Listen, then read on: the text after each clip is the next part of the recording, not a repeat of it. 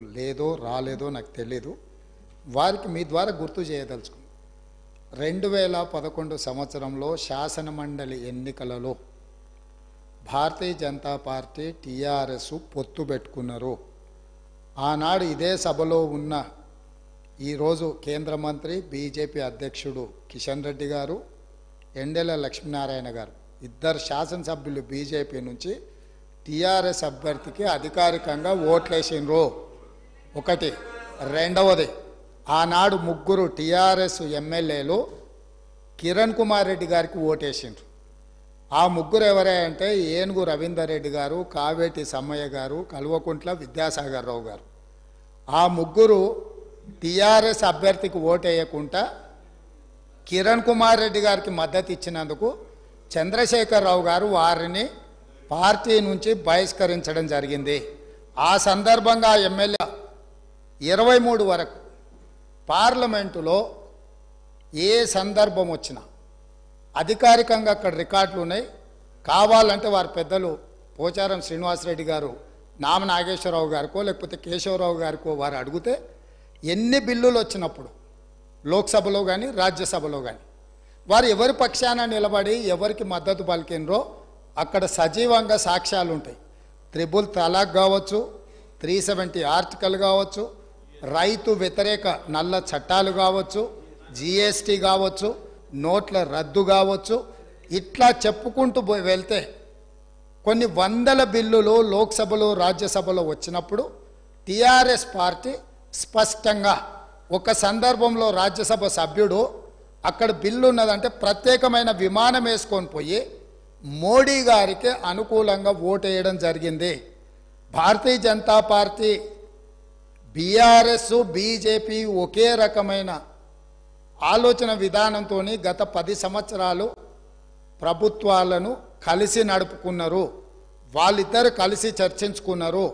ఇంతెందుకు వాళ్ళ పార్టీ అంతర్గత విషయం ముఖ్యమంత్రి గారిని మార్చాలని ఇక్కడ చాలామంది మాజీ మంత్రులు చంద్రశేఖరరావు గారిని దించేసేయాలి, తారక రామారావు గారిని ముఖ్యమంత్రిని చేయాలని చెప్పి ఆ మంత్రివర్గంలో ఉన్న వాళ్ళే చంద్రశేఖరరావు గారి మీద అవిశ్వాసం ప్రకటించి తారక రామారావు గారిని ముఖ్యమంత్రిని చేయండి అని వాళ్ళు మాట్లాడినరు.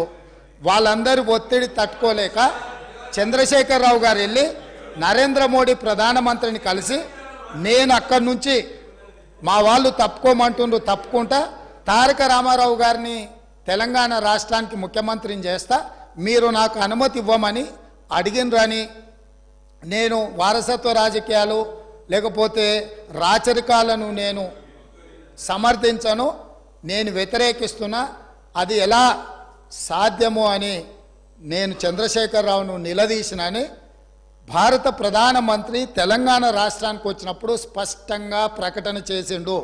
ఇప్పుడు పెద్దలు శ్రీనివాసరెడ్డి గారిని నేను అడుగుతున్నా, మీకు ఎలాంటి సంబంధాలు లేకపోతే, అనుబంధం లేకపోతే, ఆయన అనుమతితోనే మీరు నిర్ణయాలు తీసుకోకపోతే మీ పార్టీ అంతర్గత వ్యవహారం ముఖ్యమంత్రిని మార్చుకోవడం అనేది అట్లాంటి విషయం కూడా మోడీ గారి అనుమతిని అడిగిందంటే మీ బంధం ఫెవికల్ బంధం. ఒకవేళ మీకు కేసీఆర్ గారు చెప్తుండ్రో లేదో వాస్తవాలు ఒక్కసారి ఇప్పుడు నేను చెప్పిన చరిత్రను మొత్తము వారు తెలుసుకోవాల్సిందిగా నేను కోరుతున్నా. మీకు కొన్ని చెప్తాడు, కొన్ని దాస్తాడు. కాబట్టి దాసినై మీకు ఒకవేళ ఎప్పుడైనా అనుమానం వస్తే మీరు ఎప్పుడైనా నన్ను అడగొచ్చు, స్వేచ్ఛగా వచ్చి కలవచ్చు. మిగతా వివరాలన్నీ కూడా నేను మీ దృష్టికి తీసుకొస్తా. పోచారం శ్రీనివాసరెడ్డి. మేమందరం కూడా కలిసి పనిచేసినాం సార్. తెలుగుదేశం పార్టీలో వారు ఉన్నారు, మేమున్నాం, కష్టపడి పనిచేసినాం. వారు ఈరోజు ఒక నిమిషం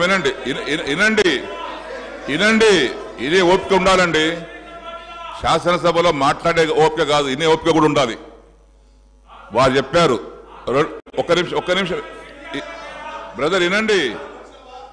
వారు అవకాశం ఇస్తే మాట్లాడండి. Please cooperate.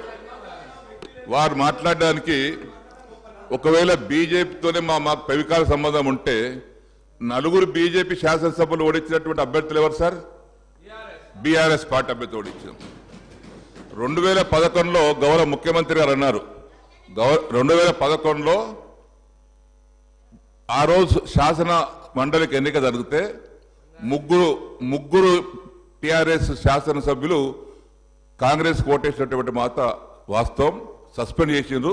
కిరణ్ కుమార్ రెడ్డి కాదు, ఎమ్మెల్సీగా కాంగ్రెస్ పార్టీ రంగారెడ్డి పోటీ చేసిండు. టిఆర్ఎస్ తరఫున మహమూద్ అలీ గారు పోటీ చేసిండ్రు. నేను అప్పుడే మన ఇద్దరం తెలుగుదేశం పార్టీలో ఉన్నాం. దాని తర్వాత నేను బీఆర్ఎస్ పార్టీకి వచ్చిన. టీఆర్ఎస్ పార్టీకి వచ్చిన తర్వాత నాకు కూడా బలవంతం చేసిండ్రు, మీరు కూడా రంగారెడ్డి కోటేయమని. నేను బీఆర్ఎస్ పార్టీకి మొన్నే వచ్చిన మాట ఇచ్చిన. నేను టీఆర్ఎస్ పార్టీ అభ్యర్థిగా ఓటేసి తప్పితే ఇంకో దానికి వేయనంటే మీరు చెప్పినటువంటి 3 పేర్లు నేను రిపీట్ చేయదలుచుకోలేదు. ఆ 3 పేర్లు లాలూచి పడి బీఆర్ఎస్ పార్టీకి అభ్యర్థికి వ్యతిరేకంగా రంగారెడ్డి కోటేసి రంగారెడ్డి గెలిపించుకున్నారు కాంగ్రెస్ పార్టీ. రెండవది తమరు అన్నారు సంబంధం బీజేపీ. ముఖ్యమంత్రి కావాలి, ముఖ్యమంత్రి మార్చాలంటే వారికి అవసరం సార్ అడగదాల్సి